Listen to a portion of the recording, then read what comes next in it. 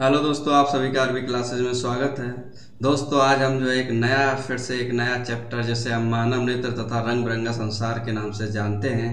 तो दोस्तों, ये हमारा जो है विद्या की क्वेश्चन बैंक से लिया गया चैप्टर है। इसी में विद्या क्वेश्चन बैंक को आप सब लोग अच्छे से जानते हैं कि इसमें पुराने साल के जो भी क्वेश्चन पेपर होते हैं उनको क्वेश्चनों को इसमें लिया जाता है और उनको एक्सप्लेन किया जाता है। तो दोस्तों, ये बोर्ड की रिगार्डिंग, यूपी बोर्ड की रिगार्डिंग ये बहुत हेल्पफुल है आपकी कि आप अगर इसको पढ़ोगे समझोगे तो आपके ये एग्जाम के पॉइंट ऑफ व्यू बहुत इंपॉर्टेंट होने वाली वीडियो है। तो दोस्तों, इसमें आज हम देखते हैं पॉइंट पे आते हैं सीधे। तो चैप्टर नंबर है 10, जिसका नाम है मानव नेत्र तथा रंग बिरंगा संसार। और दोस्तों, मानव नेत्र कितने ज़रूरी हैं हमारे लिए ये आप बहुत बखूबी से जानते हैं। इन चीज़ों को आप ऑब्जर्व कर सकते हो। मान लो कि सामने कहीं, मैं एक एग्जांपल लूँ, कहीं सामने मान लो कहीं डांस हो रहा हो और आपकी आंखें ना हो तो आप उस डांस का एंजॉय नहीं कर सकते। लेकिन मान लो आंखों से सुंदर सुंदर दृश्य, सुंदर सुंदर नज़ारे कहीं भी पूरे प्रकृति में देख सकते हैं। जैसे रंग बिरंगा संसार होता है, इंद्रधनुष होता है, ये सब चीज़ें रंग बिरंगी चीज़ें हैं जिन्हें हम ऑब्जर्व कर सकते हैं। कपड़े होते हैं डिफरेंट डिफरेंट टाइप के जिन्हें हम मानव नेत्र के थ्रू आंखों से देख सकते हैं। तो दोस्तों, इसी में हमारा एक पॉइंट है क्विक रिव्यू। क्विक रिव्यू मतलब कि जल्दी से फटाफट रिवाइज कर लें इस चीज़ को। तो देखते हैं, नेत्र की वह क्षमता जिसके कारण वह अपनी फोकस दूरी को समायोजित करके निकट तथा दूरस्थ वस्तुओं को फोकसित कर लेता है, नेत्र की समंजन क्षमता कहलाती है। एंड वह अल्पतम दूरी जिस पर रखी वस्तु को नेत्र बिना किसी तनाव के सुस्पष्ट देख सकता है, उस नेत्र के निकटतम बिंदु सुस्पष्ट दर्शन की अल्पतम दूरी कहते हैं। एंड सामान्य दृष्टि के वयस्क के लिए यह दूरी लगभग कितनी होती है? 25 सेंटीमीटर। ये शायद आप लोगों ने सुना होगा, बार बार ये आ ही जाता है वर्ड। कक्षा 7, 8, 9, 10 में ये टीचर्स भी इसको इन्वॉल्व कर देते हैं कि भाई हमारी आँखें, मतलब हमारे सामने एक ऑब्जेक्ट है, अगर उस ऑब्जेक्ट को मैं कितना पास लाऊं कि जिससे मेरी वो जो वर्ड हैं, वो अक्षर हैं जो हमें साफ दिखाई दे सके, तो कम से कम 25 सेंटीमीटर। मतलब एक स्केल आता है ना, एक स्केल जिसे हम पैमाना बोलते हैं, उसका डबल कुछ समथिंग इतना। तो उसको हम क्या बोलते हैं? एक तरह से हम इतनी दूरी पर 25 आंखों से 25 सेंटीमीटर की दूरी पर हम उस ऑब्जेक्ट को देख सकते हैं। आगे दिया इसमें नेक्स्ट पॉइंट है हमारे पास, दृष्टि के सामान्य अपवर्तक दोष है निकट दृष्टि दोष, दीर्घ जरा दृष्टि। निकट दृष्टि का मतलब है दूर रखी वस्तु को प्रतिबिंब रेटिना के सामने बनता है को उचित क्षमता के अवतल लेंस द्वारा संशोधित किया जाता है। दीर्घ दृष्टि मतलब दूर दृष्टि, पास रखी वस्तु के प्रतिबिंब रेटिना के पीछे बनते हैं को उचित क्षमता के उत्तल लेंस द्वारा संशोधित किया जाता है। वृद्धावस्था में नेत्र की समंजन क्षमता घट जाती है। श्वेत प्रकाश का इसकी अवयवी वर्णों में विभाजन विक्षेपण कहलाता है। प्रकाश के प्रकीर्णन के कारण आकाश का रंग नीला तथा सूर्योदय एवं सूर्यास्त के समय सूर्य रक्ताभ लाल दिखाई देता है। तो हमारा जो पहले बहुविकल्पीय प्रश्न जो 1 नंबर में पूछे जाते हैं उनके बारे में देख लेते हैं वन बाई वन। तो पहला क्वेश्चन है हमारे पास, मानव नेत्र अभिनेत्र लेंस की फोकस दूरी को समायोजित करके विभिन्न दूरियों पर रखी वस्तुओं को फोकसित कर सकता है, ऐसा हो पाने का कारण क्या है? तो एक ही शब्द जिसे हम बोलते हैं समंजन क्षमता। तो हमारा आंसर होगा इसमें समंजन। मानव नेत्र द्वारा किसी वस्तु का प्रतिबिंब बनता है, स्वस्थ नेत्र में प्रतिबिंब बनता है कहाँ? हमारे रेटिना पे। अगर हम आंख की बात करें तो आंख का जो ये हिस्सा होता है इसको बोलते हैं हम लोग रेटिना। तो नेक्स्ट पॉइंट देखेंगे हम लोग, थर्ड, एक सामान्य आंख वाले व्यक्ति के लिए किसी वस्तु को सुस्पष्ट रूप से देख पाना संभव है यदि वस्तु की दूरी आंख से कितना हो? 25 सेंटीमीटर से अनंत के बीच हो। ऑप्शन क्या सही हो जाएगा? बी। नेक्स्ट है, स्वस्थ आंख के लिए स्पष्ट दृष्टि की न्यूनतम दूरी कितनी होती है? 25 सेंटीमीटर। तो नेक्स्ट क्वेश्चन 5वां देखेंगे हम लोग, निकट दृष्टि दोष से पीड़ित व्यक्ति को दूर बिंदु स्थित होता है, कहाँ होता है? अनंत से कम दूरी पर। क्या ऑप्शन है? लेकिन याद रखिए, निकट दृष्टि दोष से पीड़ित व्यक्ति का दूर बिंदु कहाँ स्थित होता है? अनंत से कम दूरी पर। नेक्स्ट क्वेश्चन देखते हैं हम लोग, कि दूरदृष्टि दोष के कारण प्रतिबिंब बनता है। दूरदृष्टि दोष के कारण प्रतिबिंब का बनता है रेटिना के पीछे, मतलब यहाँ कहीं कुछ बनेगा। अवनेत्र लेंस की फोकस दूरी में परिवर्तन किया जाता है पुतली द्वारा, दृष्टिपटल, पक्षाभि परितालिका द्वारा। तो हम बोलेंगे पक्षामाभि द्वारा। नेक्स्ट क्वेश्चन है श्वेत का प्रकीर्णन सबसे कम होता है। तो आपको याद होगा जब प्रिज्म से कोई रे गुजरती है तो 7 कलरों में टूट जाती है, जिसे हम विबग्योर के नाम से जानते हैं। अभी आगे भी देखेंगे इसमें। तो हमारे पास क्या है, लाल रंग है। लाल रंग की जो प्रकीर्णन होता है वो सबसे कम होता है। नेक्स्ट क्वेश्चन है प्रिज्म द्वारा विचलन अधिकतम होता है तो बैंगनी रंग में। विबग्योर नीचे से आर तक, तो बैंगनी में ज्यादा होता है और रेड कलर में क्या होता है, कम होता है। निकट दृष्टि दोष से पीड़ित एक व्यक्ति को यह दोष दूर करने के लिए किस लेंस या दर्पण का उपयोग करना चाहिए? तो इसके लिए सीधा है अवतल लेंस का क्या करेंगे, उपयोग करेंगे हम लोग। नेक्स्ट है चंद्रमा से देखने पर आकाश दिखाई देता है। चंद्रमा से, बहुत अच्छा क्वेश्चन है यहाँ बच्चा। दोस्तों बहुत ही ध्यान से, कंफ्यूज्ड क्वेश्चन। कैसा क्वेश्चन है, कंफ्यूज्ड। मतलब आपको ध्यान से समझना है। अगर कोई अच्छा समझदार बच्चा हो वो नीला कर देगा, लेकिन उसने पूछा कहां से, चंद्रमा से। किसको देख रहा है, आकाश को, तो कैसा दिखाई देगा, काला। तो दोस्तों बी केयरफुली, आप जब क्वेश्चन पढ़ें तो बड़े ही ध्यान से समझदारी से क्वेश्चनों को पढ़ें, तो क्वेश्चन का हो सकता है मे बी आंसर उसी में छिपा हो। नेक्स्ट है प्रकाश का वेग निम्न से किस माध्यम में सबसे अधिक होता है? तो देखो दोस्तों, प्रकाश का वेग पूछा है तो मतलब स्पीड किस में ज्यादा होगी, तो उसको हम देखेंगे 1 by 1। तो हमारे पास वायु है, जल है, कांच है, निर्वात है। तो इन चारों में से किस में ज्यादा होता है उसका देखते हैं। मैं आपको एक हिंट देता हूँ याद करने की, बहुत काम की है ये चीज। कि मान लो हमारे पास एक बंदा है, कोई लड़का है, वो दौड़ रहा है। मान लो एग्जाम्पल है, हमारे पास वायु है, हवा है। मान लो मैं रोड पे दौड़ रहा हूँ, तो रोड पे जब मैं दौड़ूंगा तो अगर मान लो खाली रोड है तो मुझे जो है मेरी स्पीड अच्छी होगी। अगर मान लो सपोज दैट पानी आ जाता है तो पानी पे क्या होती है, मेरी स्पीड कम हो जाती है। और पानी के बजाय अगर मान लो कांच आ जाता है और स्पीड कम हो जाती है। कहने का मतलब ये है कि इन तीनों की अगर मैं बात करूं ABC की, तो इन तीनों में वायु में सबसे ज्यादा होगी। लेकिन जब निर्वात आ जाए तो सबसे ज्यादा जो स्पीड होती है प्रकाश के वेग की, वो किसमें होगी, निर्वात में। कांच का अपवर्तनांक अधिकतम होता है किसके लिए? तो किसके लिए होगा, बैंगनी रंग के लिए। आंख में प्रवेश करने वाले प्रकाश की मात्रा को नियंत्रित करता है कौन करता है, हमारी पुतली करती है। एक व्यक्ति द्वारा दूर स्थित वस्तुओं को स्पष्ट रूप से देखने में असमर्थ है, उसके नेत्र में होगा।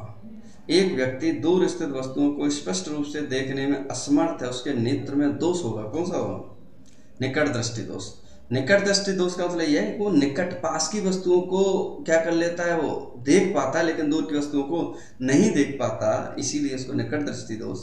सूर्य श्वेता प्रतीत होता है, तो दोपहर के समय सूर्य का जो कलर होता है वो कैसा होता है, दो सफेद कलर का होता है।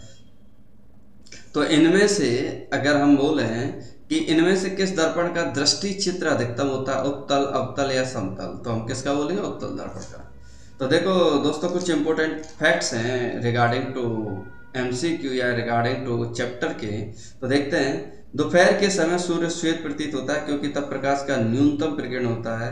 जब प्रकाश नेत्र में प्रवेश करता है तब अधिकतम प्रकाश का अपवर्तन कॉर्निया पर होता है।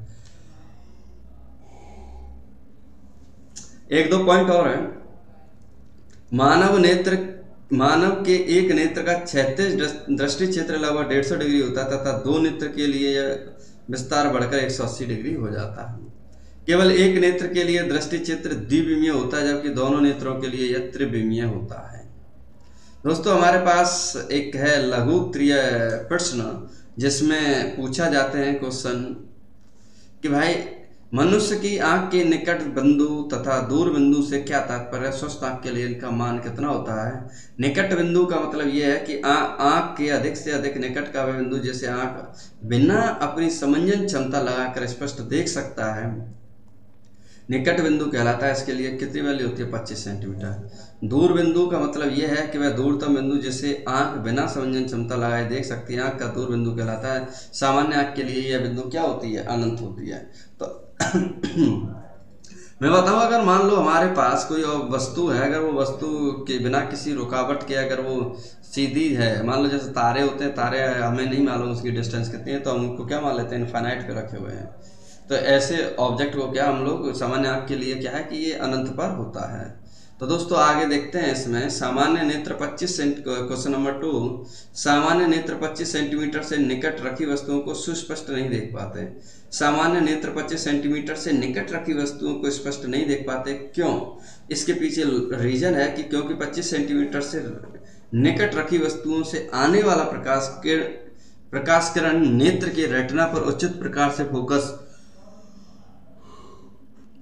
फोकस नहीं हो पाता, जिस कारण वस्तु का धुंधला प्रतिबिंब बनता है और वह सुस्पष्ट नहीं देख पाता। कॉमन सेंस वाला क्वेश्चन है। क्वेश्चन नंबर 3 कि दृष्टि दोष क्या है, इस प्रकार लिखिए। तो दृष्टि दोष क्या है, तो इसमें आंसर देखेंगे, जब नेत्र में प्रतिबिंब रेटिना के आगे या पीछे बनता है तब वस्तु स्पष्ट नजर नहीं आती। यह स्थिति तब उत्पन्न होती है जब नेत्र की समंजन क्षमता प्रतिबिंब को रेटिना पर बनाने के लिए कम हो जाती है या पूर्णतः समाप्त हो जाती है। इसी को दृष्टि दोष कहते हैं। ये दो प्रकार के होते हैं। ये दो कौन कौन से होते हैं, निकट दृष्टि दोष और दूर दृष्टि दोष। दृष्टि दोष मीन्स इतना सिंपल है कि हमारी आंखों से जो वस्तु है, जो ऑब्जेक्ट है, वो क्लियर ना दिखना, तो उसी को हम दृष्टि दोष या निकट या दूर दृष्टि दोष बोलते हैं। अब ये दिखता क्यों नहीं है, क्योंकि ये रेटिना पर है, रेटिना से या तो पहले बनेगा या रेटिना के बाद बनेगा। यही हमारे क्या होते हैं, दोष होते हैं। तो पहला दोष दिया इसमें दूरदृष्टि दोष किसे कहते हैं, यह किन कारणों से होता है, इस दोष के निवारण के लिए किस प्रकार का लेंस प्रयुक्त किया जाता है, किरण आरेख द्वारा। ऐसे ही इसी से रिलेटेड और भी क्वेश्चन पूछे गए हैं डिफरेंट वे में। तो 1 बाय 1 इसका हम आंसर देते हैं। इस दोष से पीड़ित व्यक्ति को दूर की वस्तुएं तो स्पष्ट दिखाई देती हैं, परंतु निकट की नहीं दिखाई देती। यह दोष निम्न दो कारणों में से एक कारण हो सकता है।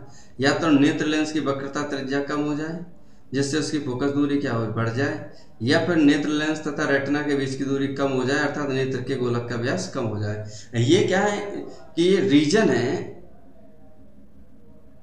हमारे जो दोष है, जिसे हम दूरदृष्टि दोष के नाम से जानते हैं। तो दूरदृष्टि दोष का ये रीजन है कि क्यों होते हैं।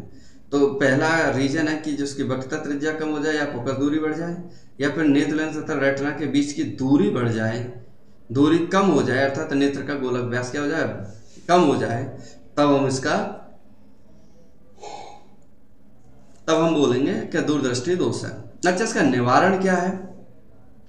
आपने देखा जब ये हमारे पास एक मानव नेत्र है, इसके अंदर ये लेंस है, तो इस लेंस से जब ये हमारा एस क्या है, एक सोर्स है, सोर्स से जब हमारे पास क्या है, रेज निकलती हैं, तो कुछ इस तरह जब ये क्या लेंस से होके जाएंगी, तो ये जब लेंस जहाँ मिल रही होंगी वो क्या है, हमारी रेटिना से, ये हमारा क्या है, रेटिना है।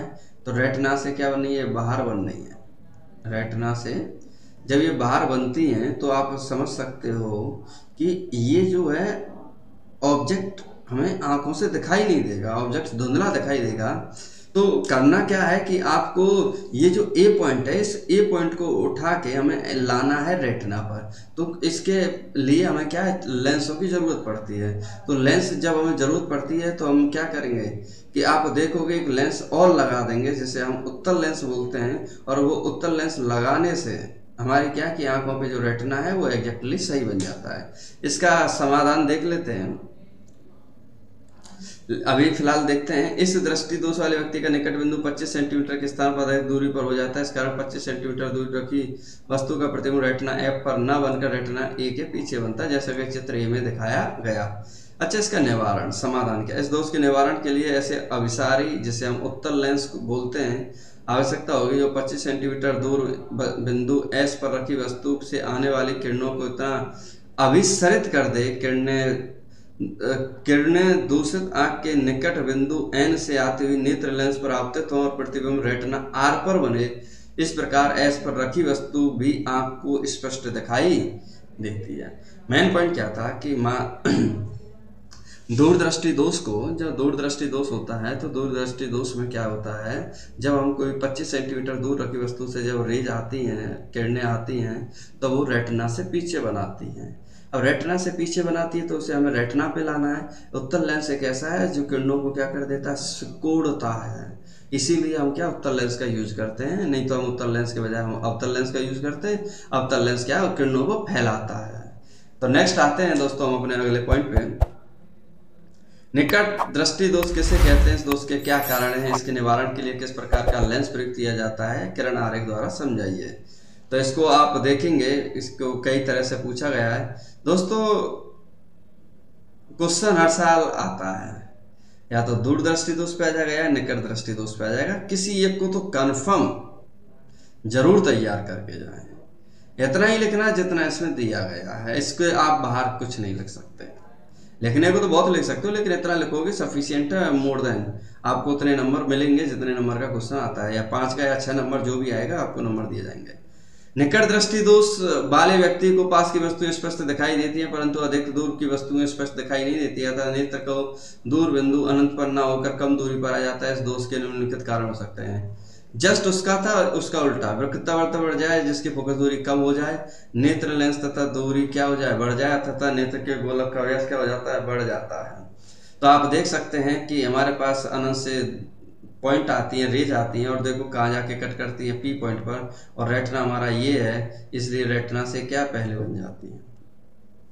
एक्चुअल में डायग्राम होना ये चाहिए था, लेकिन आता ये है। तो इसीलिए हम इसमें क्या एक अवतल लेंस का उपयोग करते हैं, जिसकी वजह से क्या है कि हमारी किरणें क्या होती हैं, फैलती हैं। देखो इधर फैल रही हैं, और फैलने के बाद क्या फिर उत्तल लेंस पे जाती हैं, और उत्तल लेंस मतलब मानव नेत्र लेंस, जैसे हम नेत्र लेंस बोलते हैं, उस नेत्र लेंस से टकरा के फिर वापस अपने रेटिना पर आ जाती हैं। यही चीज इसमें क्या दी गई है, देख सकते हो। फिर भी इस दोष के कारण दूर की वस्तुओं का प्रतिबिंब रेटिना पर न बनकर रेटिना तथा नेत्र लेंस के बीच पी पर बन जाने से प्रतिबिंब स्पष्ट नहीं दिखता। ऐसे मनुष्य को दूर बिंदु अनंत पर न होकर आंख के काफी पास एप पर होता है, तथा निकट बिंदु 25 सेंटीमीटर से कम दूरी पर होता है। इसके निवारण क्या है, इसका सॉल्यूशन क्या है, इसका समाधान क्या है।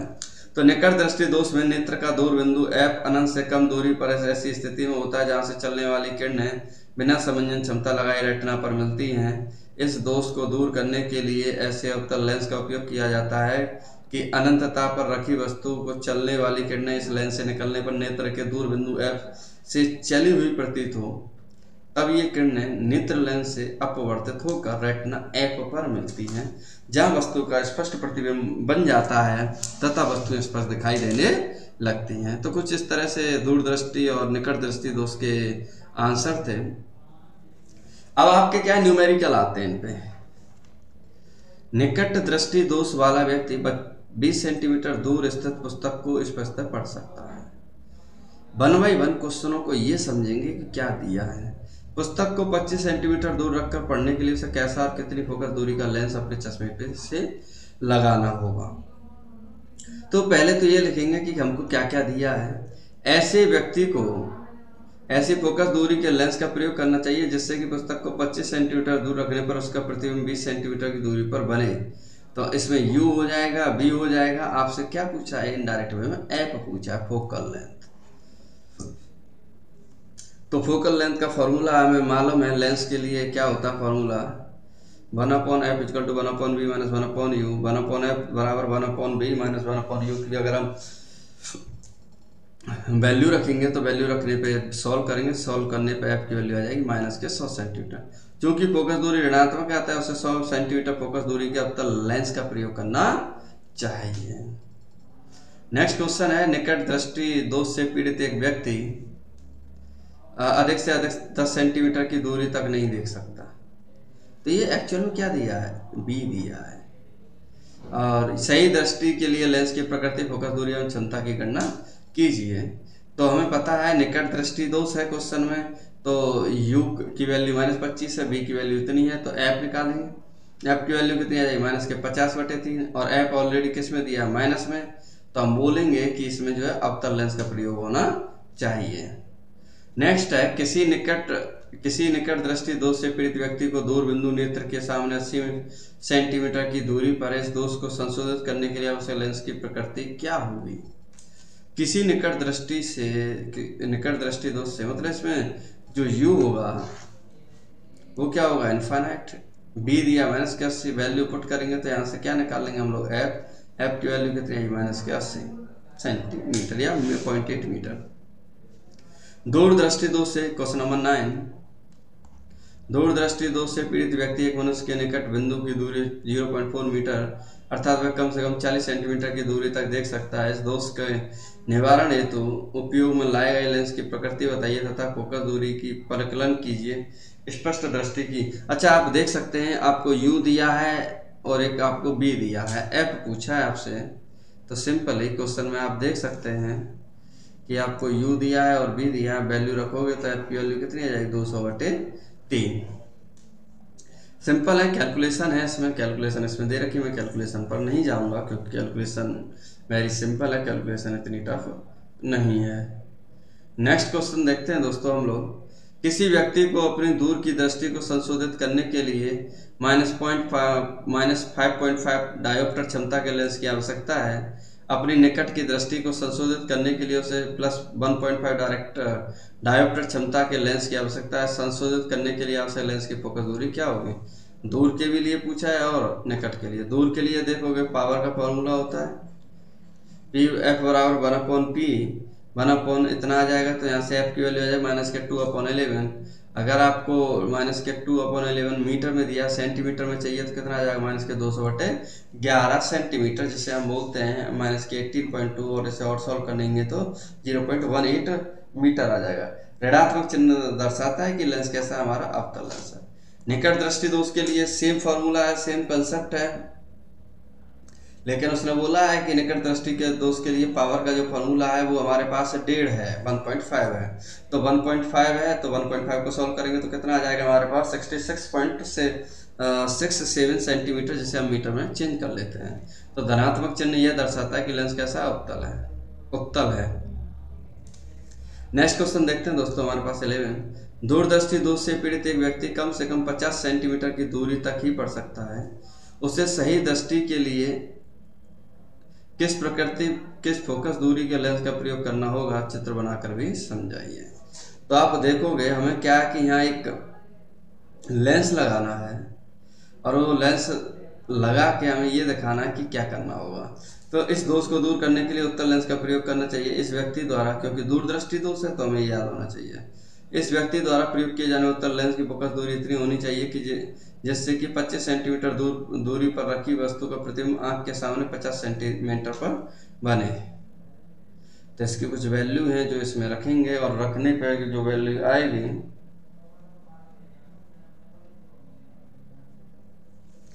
F की वैल्यू देखोगे कितनी आएगी? 50 सेंटीमीटर वैल्यू रखने पर।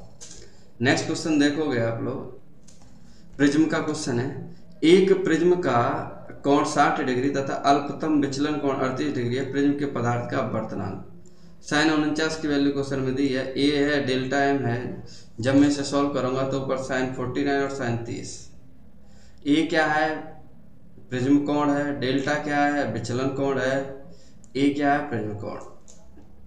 वैल्यू रखेंगे तो हमारे पास अपवर्तनांक की वैल्यू आ जाएगी 1.5।